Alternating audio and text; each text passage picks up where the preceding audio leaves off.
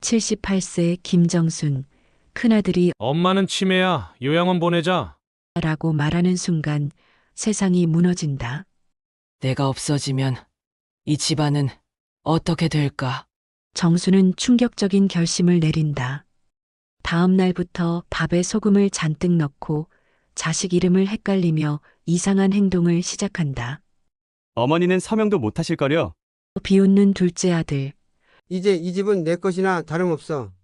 새남편의 본색. 하지만 이들은 몰랐다. 곧 자신들에게 상상조차 못한 충격적인 일이 벌어질 것이라는 사실을. 영상 시작하기 전 실제 사연을 바탕으로 각색한 이야기를 전합니다. 구독과 좋아요로 따뜻한 응원 부탁드립니다. 새벽 5시 김정수는 어김없이 눈을 떴습니다. 78세가 된 몸이지만 여전히 규칙적인 생활 리듬을 유지하고 있었죠. 창밖으로 스며드는 희미한 새벽빛을 바라보며 천천히 몸을 일으켰어요. 무릎이 시큰거렸지만 참았습니다. 이제는 익숙한 아침의 시작이었거든요. 마당으로 나서자 가을 국화들이 이슬에 젖어 고개를 숙이고 있었습니다. 정수는 물뿌리개를 들고 하나하나 정성스럽게 물을 주기 시작했어요. 노란 국화, 분홍 국화, 하얀 국화까지. 한 달 전부터 정성스럽게 가꾼 꽃들이 이제 막 절정의 아름다움을 뽐내고 있었습니다. 올해도 참 곱게 피었구나. 작년보다 더 많이 피었네. 혼잣말을 하며 노란 국화꽃잎을 살짝 어루만졌습니다. 꽃잎에 맺힌 이슬이 손끝에서 차갑게 느껴졌어요. 이 시간만큼은 마음이 평온했습니다. 아무도 방해하는 사람 없이 꽃들과 함께하는 고요한 시간. 하지만 그 평화는 오래가지 못했어요. 어머니, 아침 드셨어요? 큰아들 민수의 목소리가 집안에서 들려왔습니다. 정수는 한숨을 내쉬며 물뿌리개를 내려놓았어요. 민수의 목소리에는 진정한 관심보다는 의무감이 배어 있었습니다. 마지못해 안부를 묻는 듯한 그 톤을 정수는 너무나 잘 알고 있었거든요. 집 안으로 들어가자 민수가 테이블에 앉아 있었습니다. 앞에는 신문이 펼쳐져 있었지만 실제로는 읽지 않고 있다는 게 정순의 눈에는 뻔히 보였어요. 손가락으로 테이블을 두드리며 무언가를 기다리는 듯한 모습이었습니다. 어머니, 오늘 은행 가실 거죠? 제가 모셔다 드릴게요. 역시나 은행 이야기였습니다. 민수는 며칠 전부터 계속 은행 동행을 제안하고 있었어요. 하지만 정수는 알고 있었습니다. 민수가 자신을 은행에 데려가려는 진짜 이유를 말이에요. 사업에 실패한 뒤로 빚에 쪼들리며 늘 돈 이야기만 꺼내는 큰아들의 속마음을 모를 리 없었거든요. 괜찮다. 나 혼자 갈 수 있어. 평생 은행 다녔는데 왜 못 가겠니? 정순의 단호한 대답에 민수의 얼굴이 살짝 굳었습니다. 계획이 틀어진 것 같아 당황하는 기색이 역력했어요. 어머니, 요즘 깜빡이시잖아요. 길을 잘못 들 수도 있고 사기꾼들도 많다잖아요. 깜빡이라니. 정순의 눈가가 살짝 떨렸습니다. 자식이 어머니에게 할 말인가 싶었어요. 그런데 더 충격적인 건 민수가 그 말을 아무렇지도 않게 내뱉었다는 사실이었습니다. 그때 현관문이 열리며 둘째 아들 민호가 들어왔습니다. 민호는 요즘 들어 부쩍 자주 집에 들르고 있었어요. 예전에는 한 달에 한 번도 오지 않던 아들이었는데 말이죠. 형, 벌써 왔네. 어머니, 안녕하세요. 민호는 겉으로는 공손하게 인사를 했습니다. 하지만 정순의 날카로운 눈에는 모든 게 보였어요. 민호의 시선이 거실 구석에 놓인 부동산 서류들을 슬쩍 훑어보고 있다는 것을 말입니다. 며칠 전부터 민호는 집 주변을 어슬렁거리며 부동산 중개업소를 들락거렸거든요. 동네 사람들이 다 알 정도였습니다. 어머니, 요즘 이 동네 집값이 정말 많이 올랐다던데요. 뉴스에서 봤는데 평당 얼마 된다고 하더라고요. 혹시 매매 생각은 없으세요? 민호의 말에 정수는 찬 시선을 보냈습니다.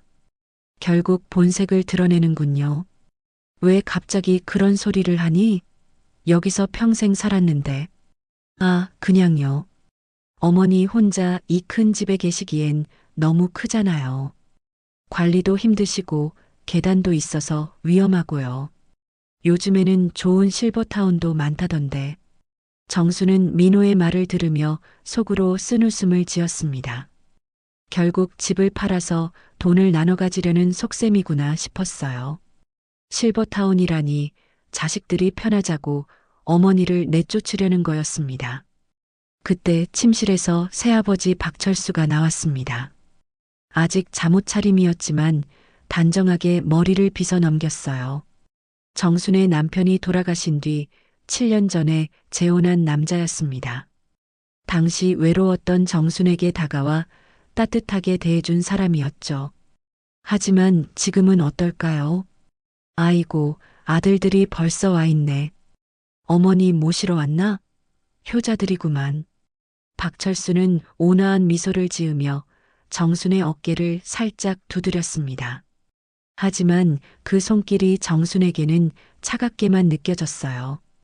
언제부터인가 박철수의 관심도 자신보다는 재산에 쏠려 있다는 걸 알고 있었거든요. 아버지도 함께 가시죠. 어머니 혼자 보내긴 위험해요. 민수와 민호 그리고 박철수는 서로 의미심장한 눈짓을 주고받았습니다. 정수는 그 모든 상황을 지켜보며 가슴이 답답해졌어요. 이들의 속마음이 너무나 뻔히 보였거든요. 오후 2시쯤 막내딸 민정이 찾아왔습니다. 민정만이 유일하게 정순을 진심으로 걱정하는 자식이었어요. 하지만 민정 역시 오빠들과 새아버지의 눈치를 보느라 편하게 어머니와 시간을 보내지 못했습니다. 엄마, 몸은 괜찮으세요? 식사는 잘 챙겨 드시고 계신가요? 괜찮다, 민정아. 내가 자주 와줘서 고맙구나. 정수는 민정의 손을 꼭 잡았습니다. 따뜻하고 부드러운 딸의 손. 이 손만이 진짜로 자신을 걱정하고 있다는 걸 알 수 있었어요. 하지만 민정의 얼굴에는 근심이 가득했습니다. 오빠들이 어머니의 재산을 노리고 있다는 것을 알고 있었거든요. 엄마, 혹시 오빠들이 이상한 말 하지 않았죠? 민정의 조심스러운 질문에 정수는 쓰게 웃었습니다. 역시 민정은 다 알고 있었어요. 괜찮다. 엄마가 다 알아서 할게. 저녁 식사 시간, 온 가족이 한 테이블에 모였습니다. 겉으로는 화목한 가족의 모습이었지만 공기는 무겁기만 했어요. 각자의 속셈이 다르다는 것을 모두가 알고 있었거든요. 정순이 정성스럽게 차린 저녁상을 앞에 두고도 진정한 대화는 나누지 못했습니다. 어머니 요리 솜씨는 정말 대단해요. 당신 같은 분이 어디 있겠어요. 박철수의 빈말 같은 칭찬에 민수와 민호는 어색하게 미소를 지었습니다. 하지만 그들의 눈에서는 여전히 계산적인 빛이 사라지지 않았어요. 정수는 밥을 먹으며 가족들의 얼굴을 하나하나 바라봤습니다. 언제부터 이렇게 되었을까 싶었어요. 자식들이 어머니를 사람으로 보지 않고 단순한 재산의 소유자로만 여기게 된 것이 말입니다. 그리고 새 남편마저 결국 같은 마음이었다니. 밤이 깊어지고 모두가 잠자리에 들었을 때 정수는 홀로 마당에 나와 국화꽃을 바라봤습니다. 달빛 아래 흔들리는 꽃잎들이 마치 자신의 마음처럼 불안해 보였어요. 바람에 꺾일까봐 걱정스러웠지만 그래도 꿋꿋이 자리를 지키고 있는 꽃들의 모습이 대견했습니다. 내가 없어지면 이 집안은 어떻게 될까? 정순의 마음속에 어떤 결심이 스물스물 올라오기 시작했습니다. 다음 날 아침 정수는 평소보다 늦게 일어났습니다. 밤새 고민하느라 잠을 제대로 이루지 못했거든요. 거울 앞에 서서 자신의 모습을 바라보던 정순의 눈에 어떤 결심이 번뜩였습니다. 그래, 이제 시작해보자. 정수는 의도적으로 머리를 헝클어뜨리고 옷도 제대로 입지 않은 채 부엌으로 향했습니다. 평소라면 단정하게 차려입고 나왔을 텐데 오늘은 달랐어요. 슬리퍼도 짝짝이로 신고 나왔습니다. 여보, 늦게 일어나셨네요? 이미 부엌에서 커피를 마시고 있던 새남편 박철수가 의아한 표정으로 바라봤습니다. 평소 새벽 5시에 일어나던 정순이 9시가 넘어서야 나타난 것이 이상했거든요. 응? 아, 그래. 잠이 안 와서. 정수는 멍한 표정을 지으며 대답했습니다.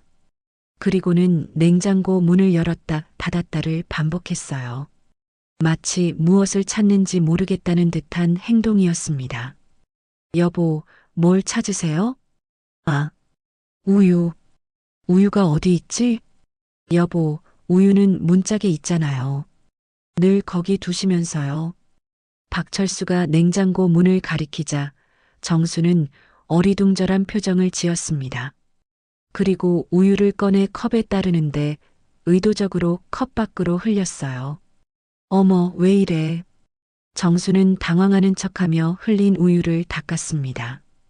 박철수는 그 모습을 보며 미간을 찌푸렸어요. 뭔가 이상하다는 생각이 들기 시작했거든요. 결혼한 지 7년, 이런 정순의 모습은 처음 보는 것이었습니다. 그때 민수가 들어왔습니다. 어제와 마찬가지로 은행 동행을 위해 온 것이었어요. 어머니, 준비 다 하셨어요? 은행 가야죠. 은행? 왜 은행에 가? 정순의 반응에 민수는 깜짝 놀랐습니다. 어제 분명히 은행에 간다고 했는데 기억을 못하는 것 같았거든요. 어머니, 어제 통장 정리하러 간다고 하셨잖아요. 내가 언제 그런 말을 했나? 정수는 진짜로 기억하지 못하는 듯한 표정을 지었습니다. 민수와 박철수는 서로 의미심장한 눈빛을 주고받았어요. 새남편과 큰아들 사이에 묘한 공감대가 형성되는 순간이었습니다.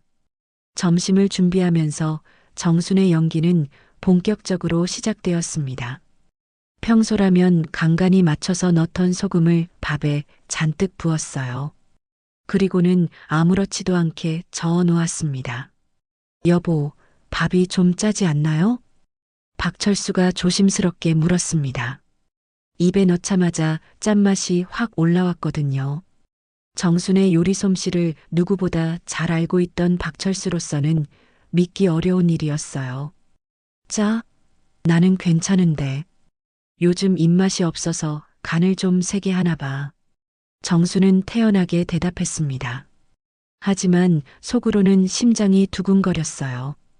평생 요리를 해온 사람이 이런 실수를 할 리 없다는 걸 다들 알 텐데 말이죠. 오후에는 더욱 대담한 연기를 펼쳤습니다. 화장실에 가려다가 일부러 다른 방으로 들어간 것이에요. 박철수의 방문을 열고는 어리둥절한 표정을 지었습니다. 여기가 화장실이 아니네. 여보, 화장실은 저쪽이에요. 박철수가 황급히 달려와 정순을 안내했습니다. 결혼 후 줄곧 같은 집에서 살았는데 길을 헷갈린다니 박철수는 점점 불안해지기 시작했어요. 저녁 무렵 민호가 또 찾아왔습니다. 요즘 형제들의 방문 횟수가 늘어나고 있었어요. 어머니, 안녕하세요. 오늘 기분은 어떠세요? 민호야, 왔구나. 그런데 너 누구지? 정순의 말에 민호는 얼어붙었습니다. 어머니가 자신을 알아보지 못한다니. 어머니, 저예요. 둘째 아들 민호요. 아, 민호. 맞다. 민호구나. 깜빡했네. 정수는 머리를 극적이며 웃었습니다. 하지만 그 웃음이 민호에게는 전혀 자연스럽게 느껴지지 않았어요. 그날 밤 민수와 민호, 박철수는 거실에서 작은 목소리로 대화를 나눴습니다. 뭔가 이상하지 않아? 어머니가 갑자기 저러시는 게. 민호의 말에 민수가 고개를 끄덕였습니다. 나도 그런 생각이 들어. 오늘 하루 종일 실수투성이시더라고. 혹시 치매 초기 증상은 아닐까? 박철수의 말에 두 형제는 묘한 표정을 지었습니다. 걱정보다는 다른 감정이 스쳐 지나갔거든요. 새아버지의 말에 이상하게 희망 같은 게 보이기 시작했어요. 그럼 이제 법적 능력에 문제가 생기는 거 아니야? 민수의 말에 셋은 조용해졌습니다. 하지만 그들의 머릿속에는 같은 생각이 떠오르고 있었어요. 치매에 걸린 사람은 재산 관리 능력이 없다고 판단될 수 있다는 것 말입니다. 그럼 우리가 대신 관리해야 하는 거네. 박철수의 말에 민수와 민호는 서로 눈빛을 주고받았습니다. 벌써부터 재산 분할에 대한 계산이 시작되고 있었어요. 방 안에서 이 모든 대화를 듣고 있던 정수는 이불을 꽉 움켜쥐었습니다. 예상했던 반응이었지만 실제로 듣고 보니 마음이 아팠어요. 역시 내 건강보다 재산이 더 중요하구나. 정수는 속으로 중얼거렸습니다. 새남편마저 결국 같은 마음이었던 것이죠. 다음 날 아침 정순의 연기는 더욱 정교해졌습니다. 세수를 하다가 칫솔에 비누를 묻혀서 이를 닦으려 하는 신용을 했어요. 그리고는 이상한 애라며 당황하는 척했습니다. 여보, 그거 비누예요. 치약은 여기 있어요. 박철수가 급히 말렸지만 정수는 이미 계획대로 연기를 펼치고 있었습니다. 아, 그래. 왜 이렇게 헷갈리지? 그리고 옷을 입을 때도 단추를 일부러 잘못 채웠어요. 앞뒤를 바꿔 입기도 하고 양말도 색깔이 다른 것으로 신었습니다. 점심때가 되자 더욱 충격적인 일이 벌어졌습니다. 정순이 민수를 보고 민호라고 부른 것이에요. 민호야, 밥 먹어라. 어머니, 저 민수예요. 큰아들이요. 아, 민수구나. 미안해. 요즘 자꾸 헷갈리네. 이런 실수들이 반복되자 가족들의 표정이 점점 심각해졌습니다. 특히 박철수는 정순의 모든 행동을 주의 깊게 관찰하고 있었어요. 여보, 혹시 병원에 한번 가보시는 게 어떨까요? 박철수의 제안에 정수는 고개를 저었습니다. 난 괜찮어. 나이 들면 다 그런 거야. 하지만 속으로는 계획이 제대로 진행되고 있다는 생각에 안도했어요. 이제 그들이 어떤 선택을 할지 지켜보면 되는 것이었습니다. 저녁이 되자 민정이 찾아왔습니다.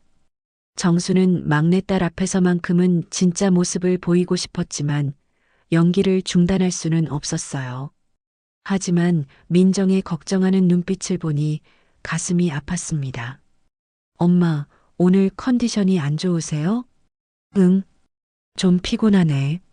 정수는 민정에게만큼은 최대한 자연스럽게 대답하려 했습니다. 하지만 민정도 어머니의 변화를 감지하고 있었어요. 그날 밤 정수는 홀로 마당에 나와 국화꽃을 바라봤습니다. 별빛 아래서 꽃들은 여전히 아름답게 피어 있었어요. 하지만 정순의 마음은 복잡했습니다.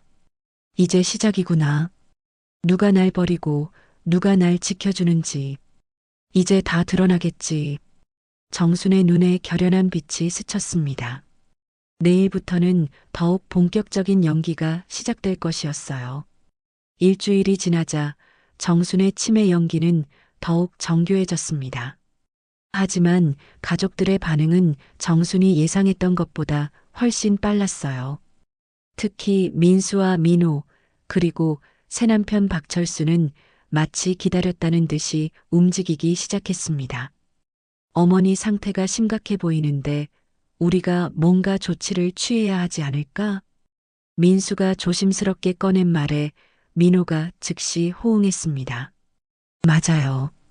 어머니 혼자 두기엔 너무 위험해 보여요. 어제도 가습을 끄는 걸 깜빡하셨잖아요. 정수는 속으로 씁쓸하게 웃었습니다.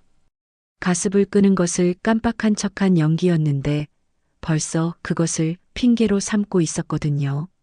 그럼 어떻게 할까? 박철수가 마치 걱정스러운 표정을 지으며 물었습니다. 하지만 정순의 눈에는 그의 진짜 속마음이 보였어요. 일단 병원에 모시고 가서 정확한 진단을 받아봐야죠. 민호의 제안에 모두가 고개를 끄덕였습니다. 하지만 정수는 그들의 계획이 단순히 병원 진료로 끝나지 않을 것이라는 걸 직감했어요. 그날 오후 세 사람은 거실을 마치 회의실처럼 꾸몄습니다. 테이블 위에는 각종 서류들이 놓여 있었어요. 부동산 등기부등본, 통장 사본, 그리고 정순이 한 번도 본 적 없는 법률 서류들까지. 어머니, 잠깐 이리 오세요. 민수가 정순을 부르자 정순은 멍한 표정을 지으며 다가갔습니다. 뭐 하는 거니? 어머니, 앞으로 어머니가 실수하실까봐 걱정돼서요. 중요한 일들은 저희가 대신 처리하려고 해요. 민수가 상냥한 목소리로 말했습니다. 하지만 그의 손에는 이미 펜이 들려 있었어요. 이 서류에 서명만 하시면 돼요. 간단한 거예요. 민호가 서류를 정순 앞으로 밀었습니다. 정순은 일부러 서류를 뒤집어서 보며 어리둥절한 표정을 지었어요. 이게 뭐야? 글씨가 너무 작아서 안 보이네. 어머니, 그냥 여기 서명만 하시면 돼요. 저희가 어머니를 잘 돌볼 수 있도록 하는 서류예요. 민수가 서명할 곳을 가리키며 말했습니다. 하지만 정수는 고개를 저었어요. 아니야, 뭔지도 모르는데 어떻게 서명을 해. 나중에 민정이 왔을 때 같이 보자. 이 말에 세 사람의 얼굴이 동시에 굳었습니다. 민정이 개입하면 일이 복잡해질 것을 알고 있었거든요. 여보, 민정이는 바빠서 자주 못 와요. 그리고 이런 복잡한 일은 남자들이 처리하는 게 좋아요. 박철수가 억지로 웃음을 지으며 말했습니다. 그래도 안 돼. 내일인데 민정이도 알아야지. 정순의 고집에 세 사람은 서로 눈짓을 주고받았습니다. 그리고 민수가 다른 방법을 시도했어요. 어머니, 사실 이 집도 너무 크고 관리하기 힘드시잖아요. 좋은 곳을 알아봤는데. 좋은 곳? 네, 시설도 좋고 간병도 잘해주는 곳이에요. 어머니 같은 분들이 많이 계셔서 외롭지도 않을 거예요. 민호의 말에 정수는 순간 얼어붙었습니다. 결국 요양원 이야기가 나온 것이었어요. 요양원 말하는 거니? 그런 곳이 아니에요. 고급 실버타운이라고 생각하세요. 어머니 혼자 계시는 것보다 훨씬 안전하고. 안 가. 정순의 단호한 거부에 세 사람은 당황했습니다. 치매에 걸린 사람치고는 너무 명확한 의사표현이었거든요.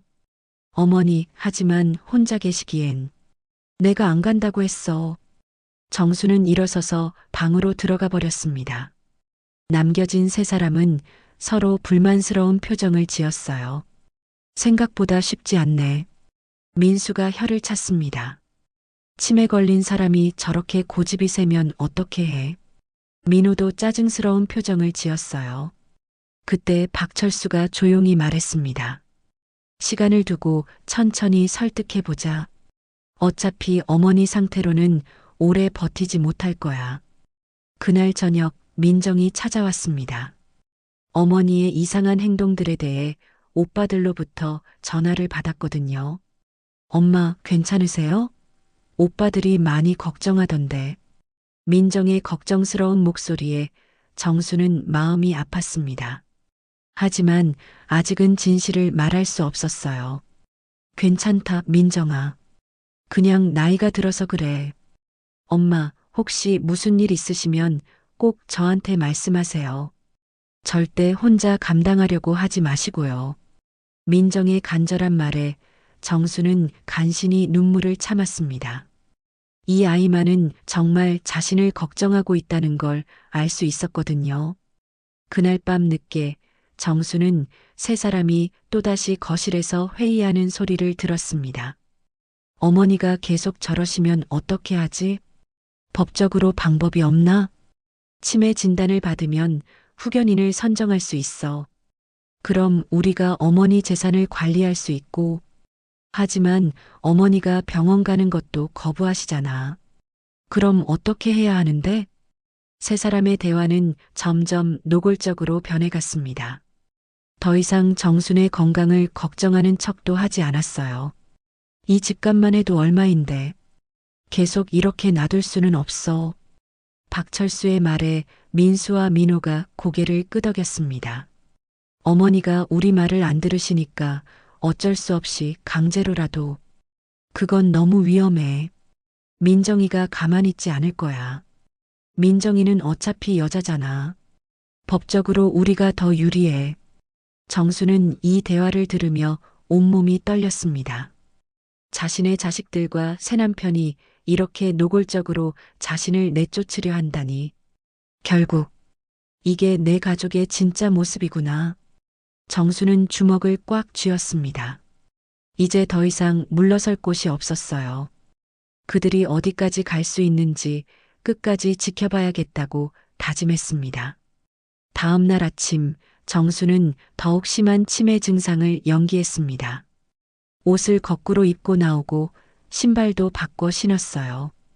그리고 박철수를 보고는 모르는 사람이라며 놀라는 척했습니다. 당신 누구세요?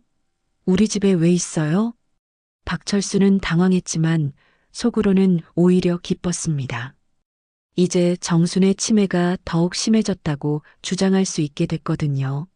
세 사람의 계획은 점점 구체화되고 있었습니다. 그리고 정순도 자신만의 계획을 세우기 시작했어요.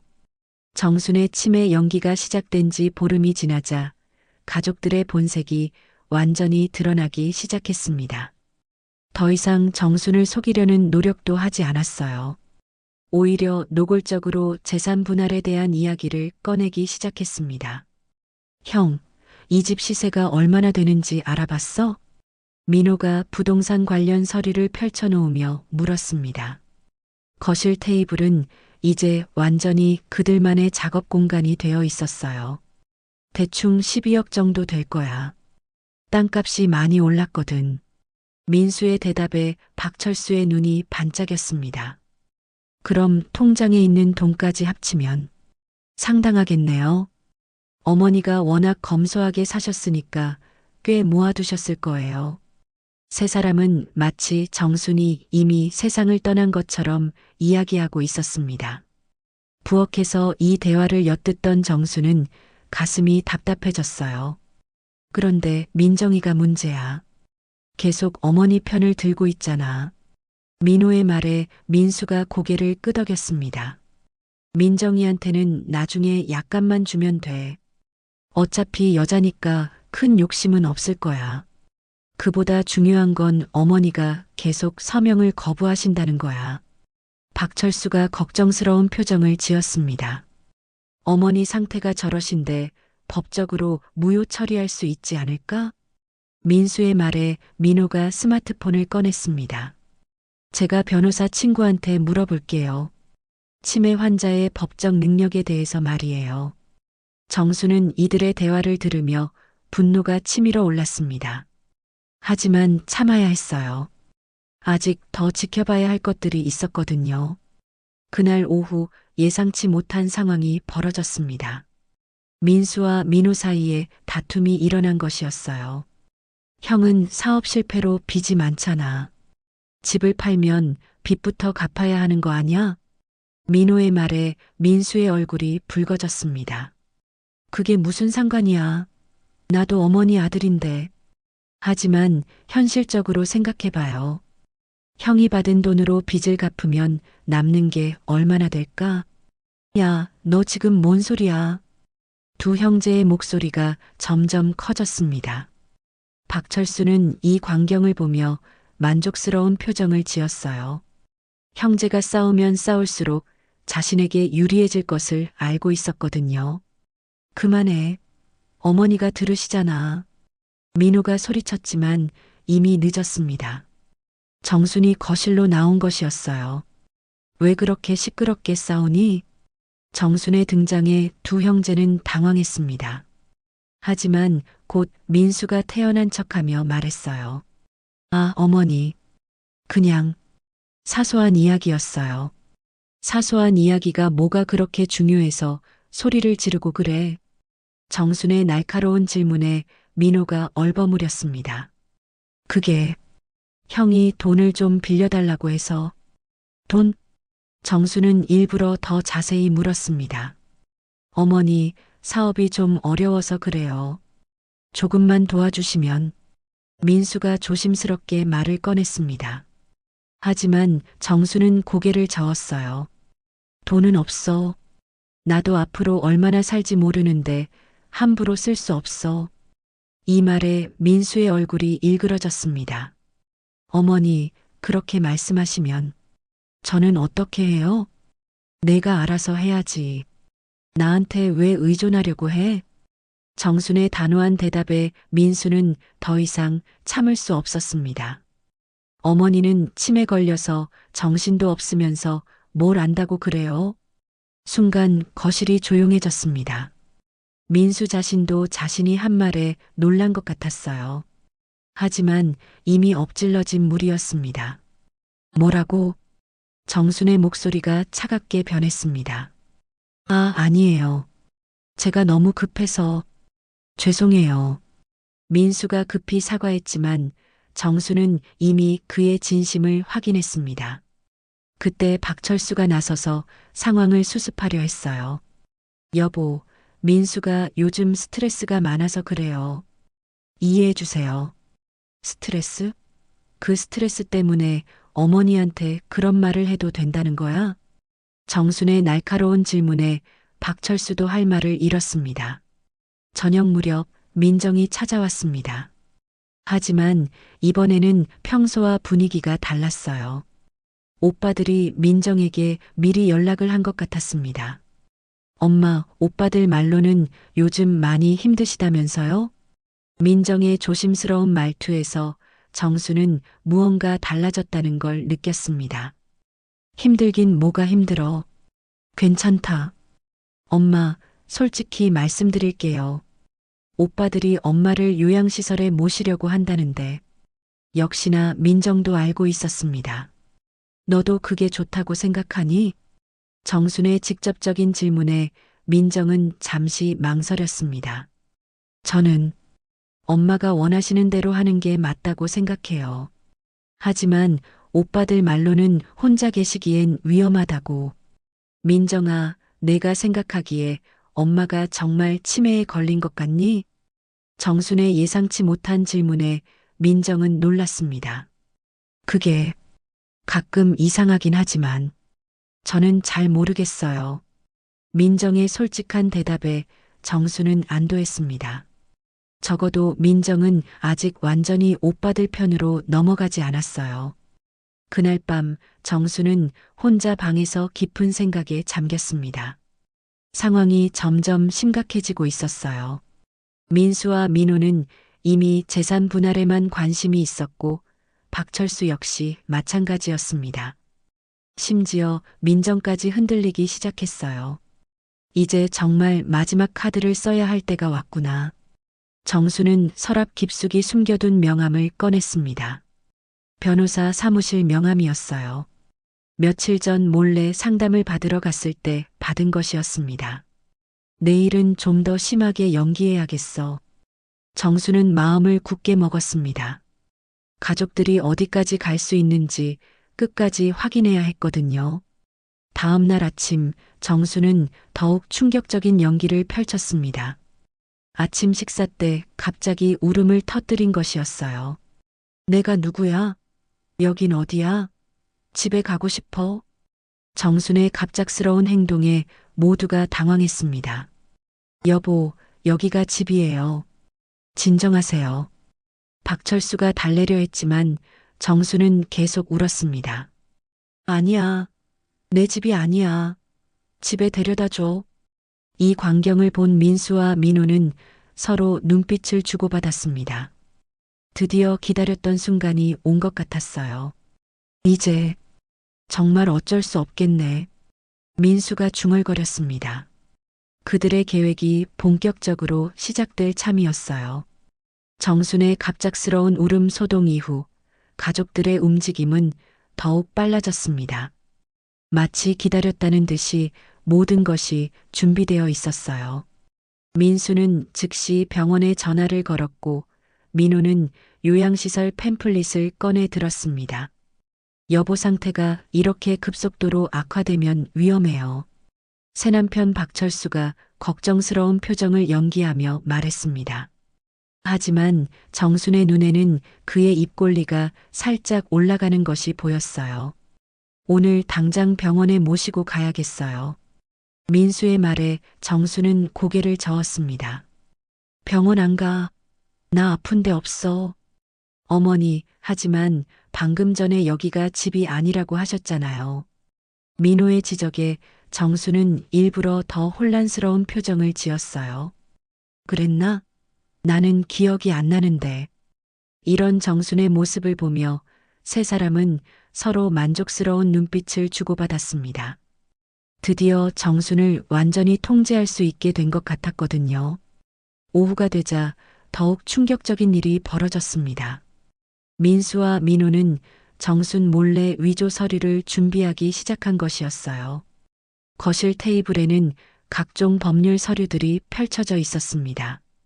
이렇게 하면 어머니 도장 없이도 처리할 수 있을까? 민호가 조심스럽게 물었습니다. 치매 진단서만 있으면 가능해. 법적 무능력자로 판정받으면 우리가 후견인이 될 수 있거든. 민수의 말에 박철수가 고개를 끄덕였어요. 그런데 문제는 어머니가 병원 가는 걸 거부하신다는 거예요. 그럼 억지로라도 모시고 가야지. 어차피 치매 환자니까 본인 의사는 중요하지 않아. 박철수의 말에 정수는 등골이 오싹해졌습니다. 새남편마저 이들과 한패가 되어 자신을 강제로 끌고 갈 생각이라니.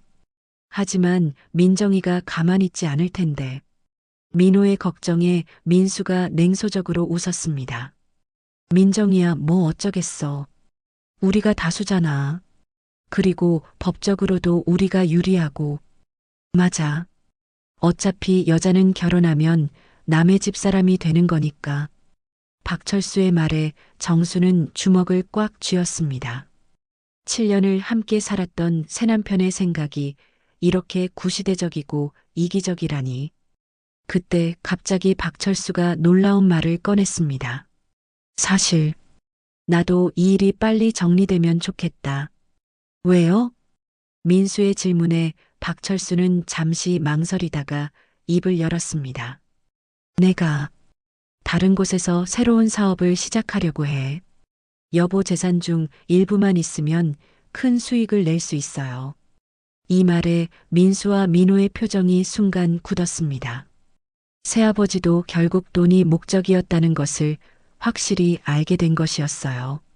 그런데 아버지, 그럼 어머니는 어떻게 하시려고요? 민호의 날카로운 질문에 박철수는 당황했습니다. 물론 잘 모실 거야. 하지만 현실적으로 생각해 봐야지. 이미 치매에 걸리셨는데. 박철수의 말은 점점 노골적으로 변해갔습니다. 결국 정순을 요양원에 보내고 재산을 가져가려는 속셈이었어요. 그럼 이제 이 집은 어떻게 되는 거죠? 민수의 질문에 박철수의 눈이 번뜩였습니다. 당연히 팔아야지. 이렇게 큰 집을 빈 채로 놔둘 수는 없잖아. 그럼 돈은 어떻게 나눠요? 민호의 직접적인 질문에 분위기가 차갑게 변했습니다. 그건 나중에 상의해보자. 내가 남편이니까 일정 부분은. 박철수가 애매하게 대답했지만 이미 세 사람 사이에는 불신이 생기기 시작했어요. 저녁이 되자 더욱 충격적인 장면이 펼쳐졌습니다. 박철수가 정순 몰래 중요한 서류들을 뒤지고 있는 것이었어요. 통장, 인감증명서, 부동산 관련 서류들을 찾고 있었습니다. 여보, 중요한 서류들은 어디에 보관하세요? 박철수가 정순에게 물었습니다. 하지만 정순은 모른 척했어요. 서류? 무슨 서류? 통장이나 도장 같은 거요. 잘 모르겠어. 어디 뒀는지 기억이 안 나네. 정순의 대답에 박철수는 짜증을 내기 시작했습니다. 여보, 중요한 거니까 잘 생각해 보세요. 하지만 정수는 계속 모른다고 했어요. 실제로는 모든 중요한 서류들을 안전한 곳에 미리 숨겨두었거든요. 이제 이 집안은 완전히 무너졌구나. 정수는 새남편이 서류를 뒤지는 모습을 보며 마음이 아팠습니다. 남편이 세상을 떠난 후 외로움을 달래려 재혼했는데 결국 그것도 잘못된 선택이었어요. 그날 밤 정수는 화장실에 간다는 핑계로 몰래 집을 나섰습니다. 며칠 전부터 계획해둔 일이었어요. 어둠을 틈타 변호사 사무실로 향했습니다. 이렇게 늦은 시간에 죄송합니다. 괜찮습니다. 급한 일이라고 하셨으니까요. 변호사는 정순을 따뜻하게 맞아주었습니다. 정수는 지난 몇 주간의 상황을 자세히 설명했어요. 가족들이 치매에 걸렸다고 생각하고 있다는 말씀이시군요. 네, 제가 일부러 그렇게 연기를 했거든요. 가족들의 진짜 마음을 알고 싶어서요. 변호사는 정순의 이야기를 끝까지 들은 후 고개를 끄덕였습니다. 새남편분까지 그러시다니 정말 마음이 아프시겠어요. 그럼 어떻게 하시려고요? 모든 재산을 막내딸에게 상속하고 싶어요. 그 아이만이 진심으로 저를 걱정하거든요. 알겠습니다. 유언장을 작성하시겠군요. 변호사는 즉시 필요한 서류들을 준비하기 시작했습니다. 정수는 떨리는 손으로 펜을 들었어요. 하지만 아직은 가족들에게 알리고 싶지 않아요. 물론입니다. 비밀로 하겠습니다. 정수는 한 글자 한 글자 정성스럽게 유언장을 작성했습니다. 평생 모은 재산을 오직 민정에게만 남긴다는 내용이었어요. 집으로 돌아오는 길 정순의 마음은 한결 가벼워졌습니다. 이제 가족들이 어떤 짓을 하든 상관없었어요. 이미 모든 준비는 끝났으니까요. 다음 날 아침 정수는 더욱 심한 치매 연기를 펼쳤습니다. 아침 식사도 거부하고 계속 집에 가고 싶다고 울부짖었어요. 이제 정말 어쩔 수 없겠어요. 민수가 결정적인 말을 했습니다. 오늘 당장 병원에 모시고 가서 진단을 받아야겠어요. 그리고 민수는 잠시 망설이다가 계속 말했습니다. 요양원도 알아봐야겠어요. 드디어 그들의 계획이 마지막 단계에 접어든 것이었습니다. 정수는 속으로 쓴웃음을 지었어요. 이제 마지막이구나. 곧 모든 게 밝혀질 거야. 정순의 눈에 결연한 빛이 스쳤습니다. 이제 정말 마지막 승부가 시작될 참이었어요. 그날 오후 정순의 예상대로 집안은 완전히 무너지기 시작했습니다. 민수와 민호 그리고 새남편 박철수는 더 이상 정순을 속이려는 노력도 하지 않았어요. 오히려 노골적으로 자신들의 계획을 실행에 옮기기 시작했습니다. 어머니를 병원에 모시고 가야겠어. 더 이상 미룰 수 없어. 민수가 단호하게 말했습니다. 그의 목소리에는 더 이상 어머니에 대한 걱정이 아닌 급한 일을 처리해야 한다는 조급함만이 배어 있었어요. 나도 그렇게 생각해. 어머니 상태로는 혼자 계시기 어려워. 민호 역시 동조했습니다. 하지만 정수는 이들의 진짜 속마음을 너무나 잘 알고 있었어요. 그런데 어머니가 가기 싫어하시면 어떻게 하지? 박철수의 질문에 민수가 차갑게 대답했습니다. 치매 환자의 의사는 법적으로 효력이 없어. 우리가 결정하면 돼. 이 말을 들은 정수는 온몸이 떨렸습니다. 자신의 큰아들이 이렇게 냉정할 수 있다니. 그럼 이제 재산 정리도 시작해야겠네. 박철수가 본색을 드러내며 말했습니다. 더 이상 정순의 새남편이라는 역할 연기도 하지 않았어요. 집부터 매물로 내놔야지. 시세가 좋을 때 빨리 처분하는 게 좋을 거야. 민호의 말에 민수가 고개를 끄덕였습니다. 부동산 중개업소에 연락해 볼게. 어차피 어머니는 요양원에 가실 거니까 필요 없잖아. 그들은 마치 정순이 이미 세상을 떠난 것처럼 이야기하고 있었습니다. 정순은 부엌에서 이 모든 대화를 듣고 있었지만 차마 나서지 못했어요. 더 지켜봐야 할 것들이 있었거든요. 저녁 무렵 더욱 충격적인 장면이 벌어졌습니다. 박철수가 정순의 방에 들어가서 중요한 서류들을 본격적으로 찾기 시작한 것이었어요. 여보, 통장이 어디 있는지 정말 몰라? 박철수의 목소리에는 이제 짜증이 섞여 있었습니다. 모르겠어. 기억이 안 나. 정순이 멍하니 대답하자 박철수는 더 이상 참지 못했습니다. 정말 답답하네. 이렇게 중요한 걸 어디 뒀는지 어떻게 모를 수 있어. 박철수가 소리를 지르자 민수와 민호가 달려왔습니다. 무슨 일이야? 어머니가 통장이 어디 있는지 모른다고 해. 도장도 마찬가지고. 박철수의 말에 두 형제는 서로 눈빛을 주고받았습니다. 그럼 다른 방법을 써야겠네. 민수가 의미심장하게 말했습니다. 무슨 방법? 박철수의 질문에 민호가 대답했습니다. 어머니 도장을 위조하는 거죠. 어차피 치매 환자니까 나중에 문제가 되어도 무효 처리할 수 있어요. 정수는 이 말을 듣고 경악했습니다. 자신의 자식들이 서류 위조까지 계획하고 있다니. 하지만 그건 불법 아니야? 박철수가 걱정스럽게 물었습니다. 누가 알겠어요? 우리끼리만 하는 일인데. 민수의 말에 박철수는 잠시 망설였지만 곧 고개를 끄덕였어요. 그때 갑자기 박철수가 결정적인 발언을 했습니다. 사실 이제 이 집은 내 것이나 다름없어. 이 말에 민수와 민호가 깜짝 놀랐습니다. 무슨 말씀이세요? 어머니와 내가 부부잖아. 법적으로 배우자가 상속 우선권이 있어. 박철수의 말에 형제들의 얼굴이 창백해졌습니다.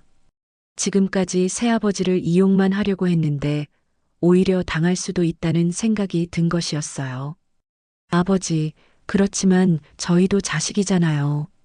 민호가 급하게 항변했습니다. 물론이지. 하지만 현실적으로 생각해봐. 어머니를 돌보는 건 내가 하고 있잖아.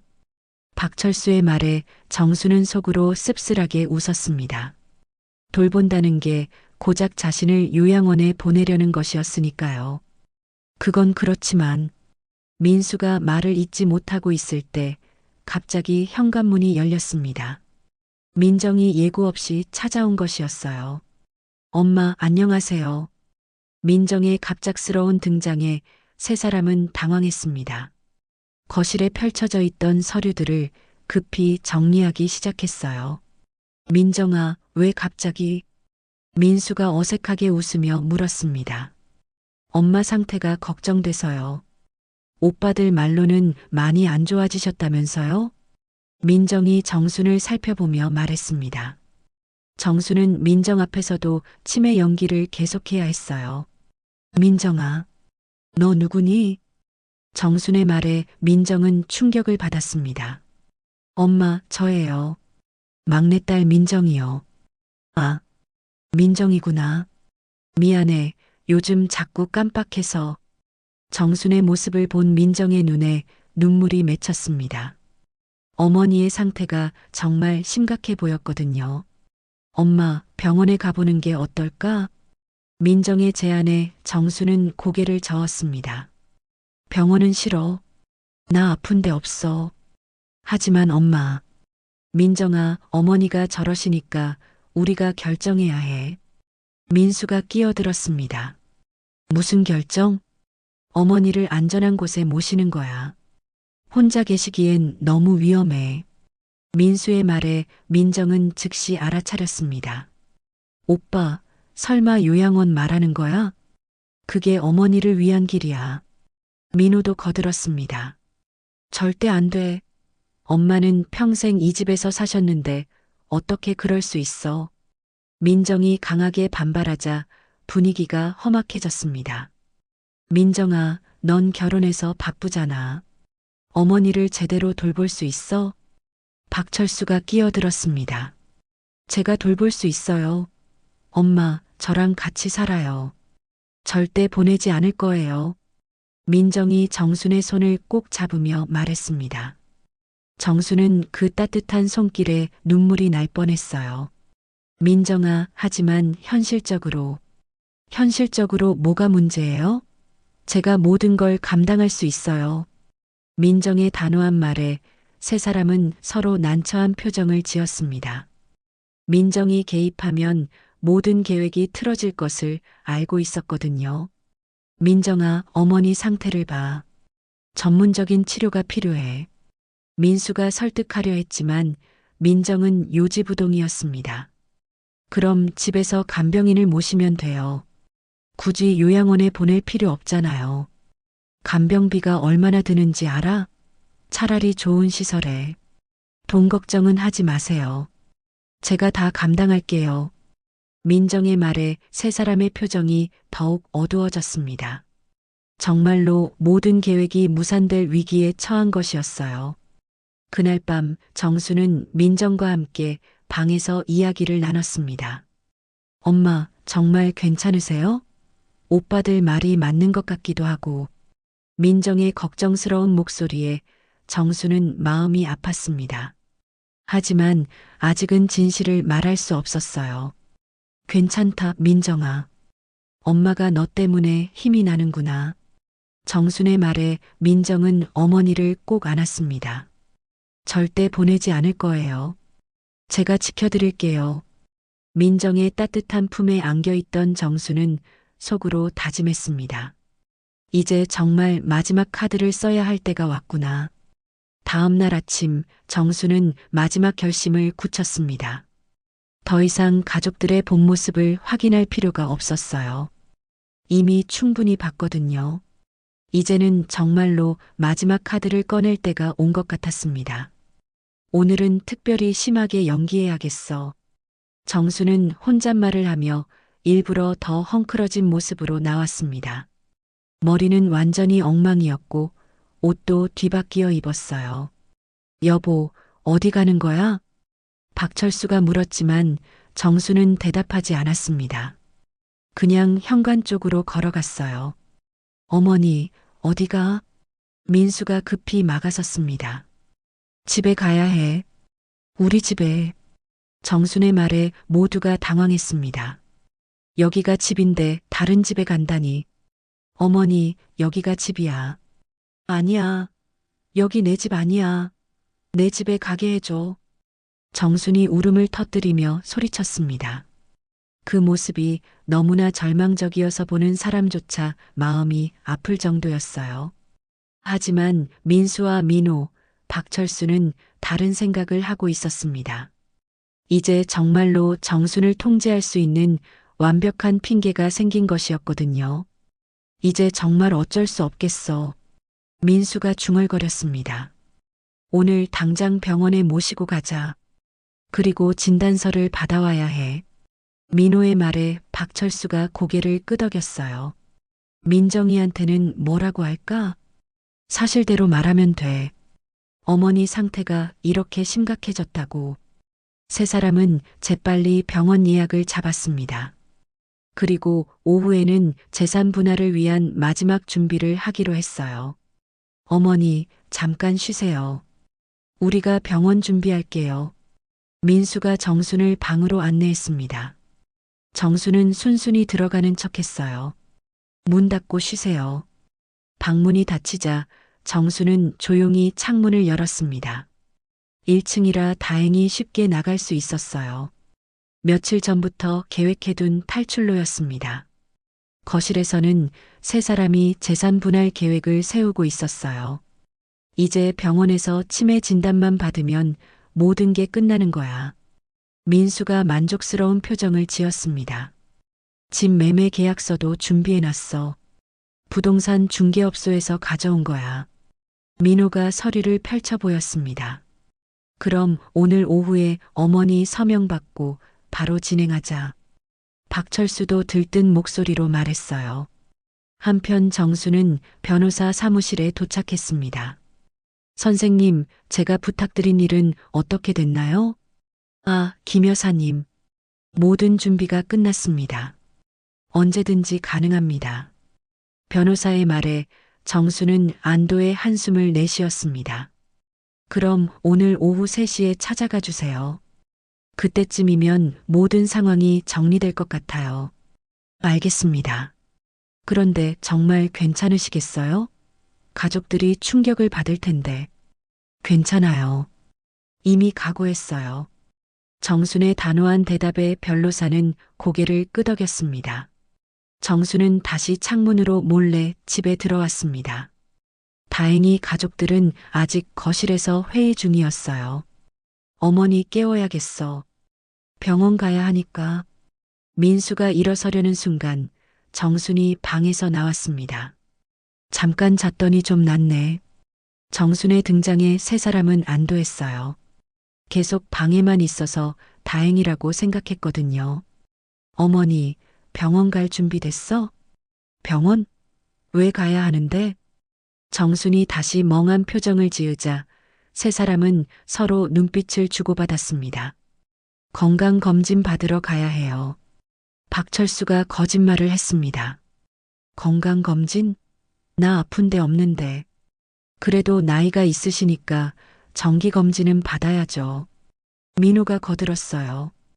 오후 3시 드디어 그 순간이 왔습니다. 병원에 가기 전에 서류 서명부터 받으려는 계획이었어요. 거실 테이블에는 각종 서류들이 가득 놓여 있었습니다. 어머니, 병원 가기 전에 간단한 서류에 서명 좀 해주세요. 민수가 펜을 내밀었습니다. 무슨 서류? 어머니를 위한 서류야. 서명만 하시면 돼. 민호가 서류를 정순 앞으로 밀었습니다. 하지만 정수는 여전히 멍한 척했어요. 글씨가 안 보여. 뭐라고 써 있는지 모르겠어. 어머니, 그냥 여기에 이름만 쓰시면 돼. 민수가 조급하게 말했습니다. 바로 그때 현관벨이 울렸습니다. 정확히 3시였어요. 누구지? 박철수가 문을 열자 정장을 입은 남자가 서 있었습니다. 안녕하세요. 김앤파트너스 법무법인에서 왔습니다. 변호사의 등장에 세 사람은 깜짝 놀랐습니다. 변호사? 왜? 김정순 여사님께서 의뢰하신 일로 왔습니다. 변호사의 말에 민수와 민호, 박철수는 서로 얼굴을 바라봤어요. 정순이 변호사를 불렀다니 믿을 수 없었거든요. 어머니, 변호사를 언제 불렀어? 민수가 당황해서 물었습니다. 변호사? 누가? 정수는 여전히 모르는 척했습니다. 하지만 속으로는 계획대로 진행되고 있다는 생각에 안도했어요. 여기 계신 김정순 여사님 맞죠? 변호사가 정순을 확인했습니다. 네, 맞아요. 그런데 뭔 일이에요? 박철수가 대신 대답했습니다. 김정순 여사님의 공식 상속계약서를 발표하러 왔습니다. 변호사의 말에 거실이 순식간에 조용해졌습니다. 모두가 충격에 빠진 것이었어요. 상속계약서? 민호가 떨리는 목소리로 물었습니다. 네, 김정순 여사님께서 정신이 명료하실 때 작성하신 공식 유언장입니다.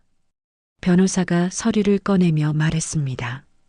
그런데 어머니는 지금 치매에 걸리셨는데 민수가 급히 말했지만 변호사는 고개를 저었어요.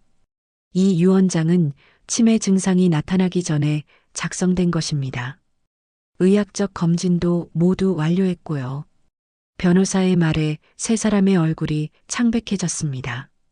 그럼 내용이 뭐야? 박철수가 떨리는 목소리로 물었습니다.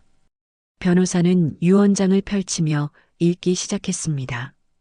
김정순 여사의 모든 재산, 부동산, 예금, 유가증권 등 일체를 막내딸 민정에게 상속한다.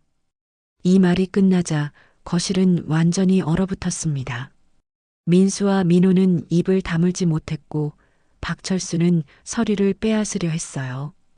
이건 말이 안 돼. 어머니가 치매에 걸리셨는데 어떻게? 앞서 말씀드렸듯이 이 유언장은 정신이 명료할 때 작성된 것입니다. 법적으로 완전히 유효합니다. 변호사의 단호한 말에 세 사람은 절망했습니다. 바로 그때 정순이 일어섰습니다. 그리고 지금까지와는 완전히 다른 모습을 보였어요. 그래, 내가 다 계획한 일이야. 정순의 명료한 목소리에 모든 사람이 깜짝 놀랐습니다. 어머니? 민수가 믿을 수 없다는 표정으로 바라봤어요. 놀랐지? 나는 치매에 걸리지 않았어. 다 연기였어. 정순의 고백에 세 사람은 완전히 패닉 상태가 되었습니다. 정순의 충격적인 고백에 거실은 완전히 얼어붙었습니다. 민수와 민호는 그동안 자신들이 얼마나 큰 실수를 했는지 깨닫기 시작했어요. 박철수는 당황한 나머지 말도 제대로 하지 못했습니다. 그럼 지금까지 모든 게 민호가 떨리는 목소리로 물었습니다. 그래, 다 연기였어. 너희들의 진짜 마음을 보고 싶어서 일부러 그런 거야. 정순의 차가운 목소리에 민수는 무릎을 꿇고 말았습니다. 어머니, 죄송해요. 저희가 정말 잘못 생각했어요. 어머니, 제발 한 번만 용서해 주세요. 다시는 그런 생각 안 할게요. 민호도 눈물을 흘리며 빌었습니다. 하지만 정순의 표정은 차갑기만 했어요. 이제 와서 빈다고 달라질 게 있어? 이미 다 봤어. 너희들이 나를 어떻게 생각하는지 말이야. 정순의 말에 두 아들은 더욱 절망적으로 울었습니다. 그들은 이제야 자신들이 얼마나 어머니를 아프게 했는지 깨달았어요. 하지만 박철수는 달랐습니다. 갑자기 화를 내며 소리쳤어요. 이게 뭐야? 나를 완전히 속인 거잖아. 당신도 마찬가지야. 내 재산만 노리고 접근한 거 다 알고 있어. 정순의 날카로운 말에 박철수는 할 말을 잃었습니다.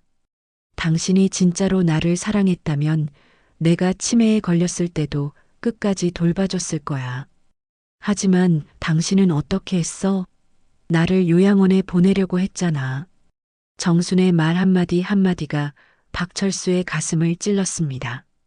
변명할 여지가 없었어요. 그리고 무엇보다 충격적인 건 내 자식들과 함께 내 재산을 나눠 가지려 했다는 거야. 그건 박철수가 변명하려 했지만 정수는 손을 들어 막았습니다. 이제 됐어. 더 이상 듣고 싶지 않아. 그때 현관문이 열리며 민정이 들어왔습니다. 변호사로부터 연락을 받고 급히 온 것이었어요. 엄마, 무슨 일이에요? 변호사님이 연락 주셔서. 민정은 거실의 상황을 보고 어리둥절했습니다.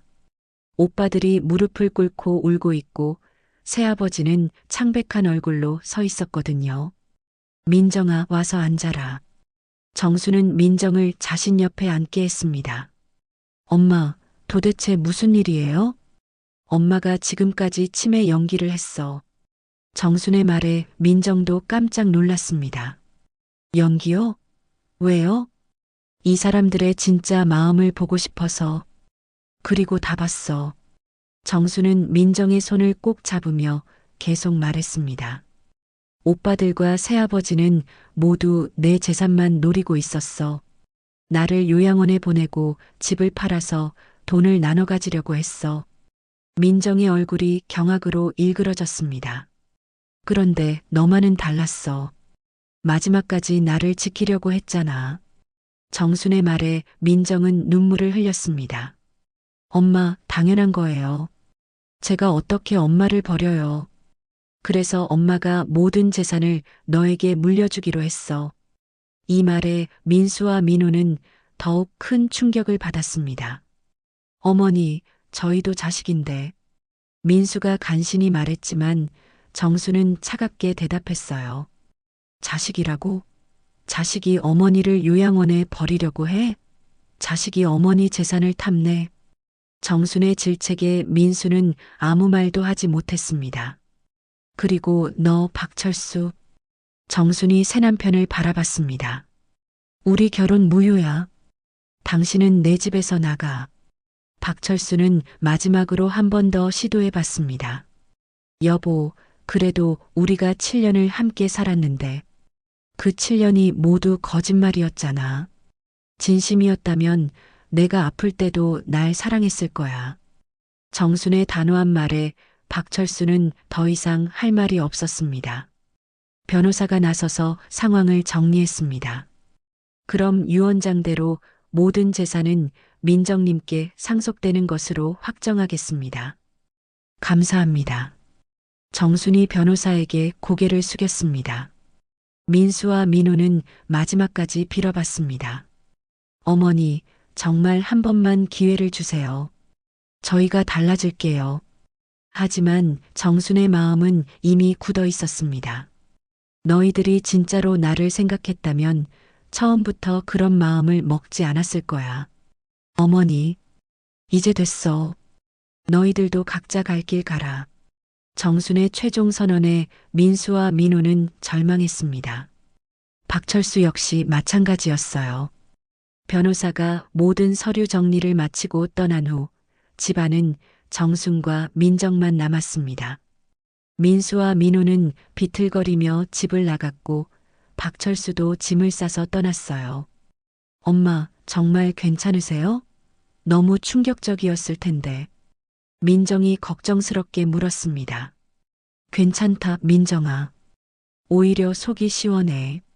정수는 오랜만에 진짜 미소를 지었습니다. 그동안 얼마나 힘들었어요. 연기하시느라. 힘들었지. 하지만 너 때문에 견딜 수 있었어. 정수는 민정의 손을 꼭 잡았습니다. 이제 엄마랑 둘이서 행복하게 살자. 진짜 가족은 우리뿐이야. 네, 엄마. 제가 평생 모실게요. 민정의 따뜻한 약속에 정수는 마음이 놓였습니다. 저녁이 되어 두 사람은 함께 마당에 나와 국화꽃을 바라봤습니다. 가을바람에 흔들리는 꽃들이 평화로워 보였어요. 엄마, 이 꽃들처럼 우리도 꿋꿋하게 살아요. 그래, 민정아. 진짜 사랑하는 사람과 함께라면 무엇도 두렵지 않아. 정수는 딸의 어깨에 기대며 행복한 미소를 지었습니다. 비록 힘든 과정을 겪었지만 결국 진짜 가족을 찾을 수 있었어요. 달빛 아래 흔들리는 국화꽃들이 두 모녀의 새로운 시작을 축복하는 듯 했습니다. 이제 정순에게는 진정한 평화가 찾아온 것이었어요. 돈과 욕심 앞에서 무너진 가족 관계였지만 진정한 사랑은 끝까지 남아 있었습니다. 정순과 민정의 새로운 삶이 이제 시작되는 것이었어요. 그렇게 모든 것이 마무리되었습니다. 정수는 이제야 진정한 안식을 찾을 수 있었고 민정과 함께 행복한 노후를 보낼 수 있게 되었습니다.